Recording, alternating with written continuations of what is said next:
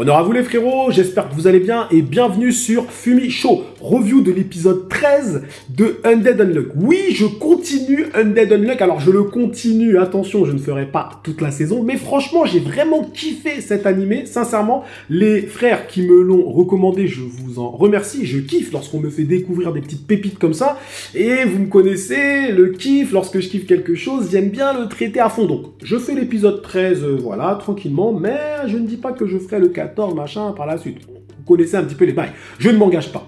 Comme d'habitude, les frérots, pensez à liker et partager cette vidéo, c'est très important. Je sais que vous le faites beaucoup sur Fumi Show, ça me fait plaisir, je l'ai vu dans les stats. Les gens partagent la chaîne, donc voilà, pour faire monter la chaîne, bah c'est vous, hein. C'est vous, ça, c'est entre vos mains. Il suffit de faire un petit like, petit commentaire, où vous me donnez la force et petit partage, et vous faites monter la chaîne, tout simplement. À vos amis, en tout cas, qui aiment les animés, vous leur envoyez, voilà, cette vidéo, regarde ce mec-là, il parle d'animés, etc. Donc voilà, si vous appréciez évidemment mon travail, et n'hésitez pas à aller faire un tour aussi sur Fumigène-H, la chaîne principale. Et oui, afin de... Bah là, je parle plus de manga, mais je fais aussi des analyses, des fois, sur quelques animés. C'est très rare, mais maintenant, j'ai vraiment divisé les deux chaînes de cette façon-là. Et n'hésitez pas à devenir membre si vous voulez évidemment soutenir mon travail, plus intensément, évidemment. Alors, épisode 13. Alors déjà, l'épisode commence sur Tatiana. Tatiana, c'est cette grosse boule-là, en fait, qui met des patates partout. Alors, franchement, je dois avouer encore une fois que Undead Unluck m'impressionne par sa tentative de développer les liens entre personnages. Je ne pensais pas qu'on irait dans ce genre d'évolution, c'est-à-dire vraiment une évolution psychologique des personnages de l'œuvre. Là, on n'est pas simplement sur des négateurs qui sont puissants. Non, là, on est sur des négateurs qui sont puissants avec des pouvoirs évidemment divers, mais qui ont des liens de plus en plus profonds entre eux. Et on s'aperçoit que Tatiana était fortement liée à Gina. C'était Gina son nom, il me semble. Alors, on le savait déjà un petit peu avant parce que lorsqu'il y avait eu le conseil des 10 grands négateurs de l'Union, tout de suite, Tatiana, elle avait mis une patate à Andy, et donc on s'était dit, ouais, forcément, il y a un truc, il y avait une émotion, mais on comprend un petit peu mieux. Tatiana, je pense, était la seule qui discutait un peu avec Gina, elles étaient amies, donc voilà, c'est une réaction un peu d'enfant, on peut se dire,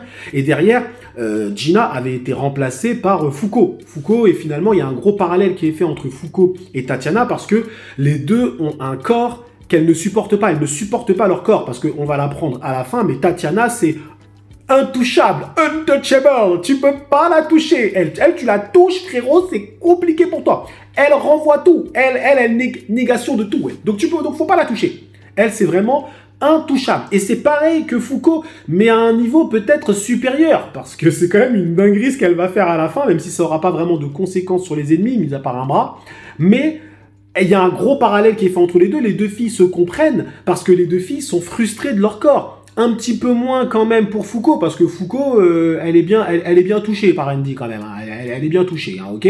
Mais d'une certaine façon, son corps est un peu maudit, du moins pour elle, il est maudit, bah, c'est la même chose pour Tatiana. Donc le parallèle scénaristique est plutôt bien fait, et encore une fois, les liens se développent petit à petit. Lien entre Tatiana et Gina, lien entre Fuko et Tatiana maintenant, vous voyez ce que je veux dire? Lien entre Andy et également Fuko, on développe les liens. Donc je pense que au final, Fuko et Andy feront des missions un peu avec tous les négateurs de l'Union et ils vont apprendre à les connaître jusqu'à la mission finale. On va dire, je crois qu'ils ont droit à 100 échecs et ils sont à l'échec 99, il me semble. Donc il y aura l'échec numéro 100 ou 101, je crois, et qui déclenchera évidemment une apocalypse. Là, effectivement, c'est vrai que ça me laisse, on va dire, entreapercevoir, ça me laisse imaginer une suite plus ou moyennement longue à Undead Unluck, effectivement, parce que si tu cumules toutes les petites missions avec les gens de l'Union, plus une catastrophe apocalyptique qui peut-être ouvrir derrière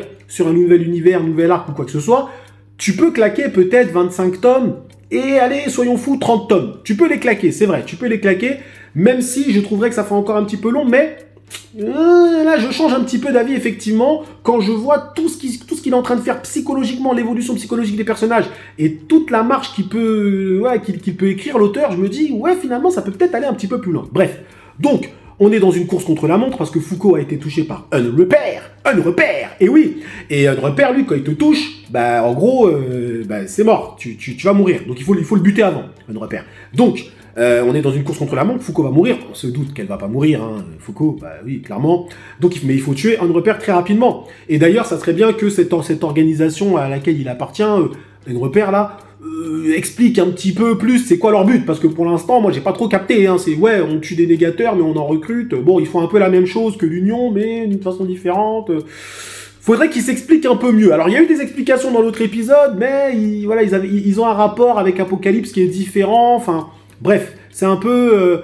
j'aimerais voir un meilleur antagonisme entre les deux organisations. Je trouverais que ça serait vraiment intéressant. Bon, que dire sur le combat de Tatiana, parce que c'est surtout le combat de Tatiana qui est intéressant.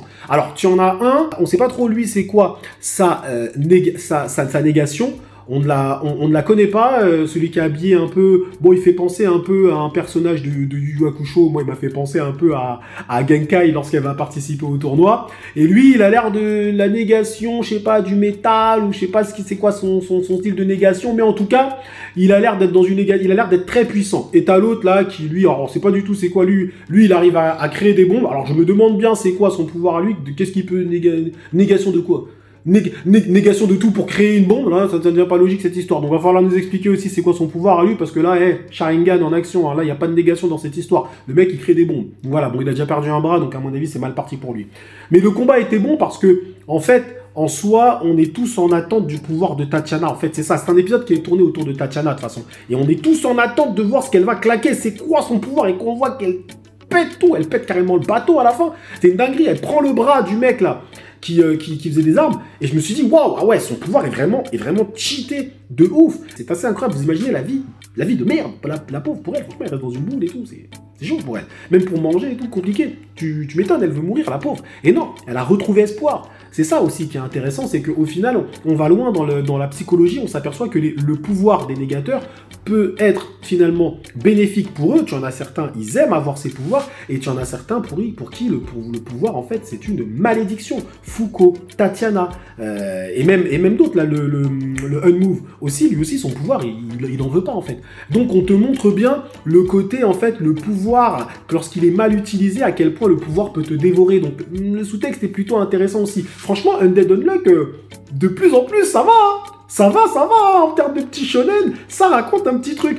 On n'est pas dans un truc de ouf, attention les frérots, hein, faut pas se tromper sur ce que je suis en train de dire. Mais, ça monte en puissance, je dois l'avouer, clairement et simplement. Et franchement, l'adaptation est terrible. Donc voilà les frérots, petite review, retour comme ça, Undead Unluck, épisode 13, vous me dites ce que vous en pensez comme d'habitude en zone commentaire. Et oui les frérots, vous avez liké, vous avez partagé, oui, vous avez tout fait, c'est bon, vous êtes à jour. Vous êtes à jour? Eh ben, si vous êtes à jour, c'est bon, vous pouvez couper cette vidéo. Merci à vous, prenez soin de vous, et que l'honneur soit avec Tatiana.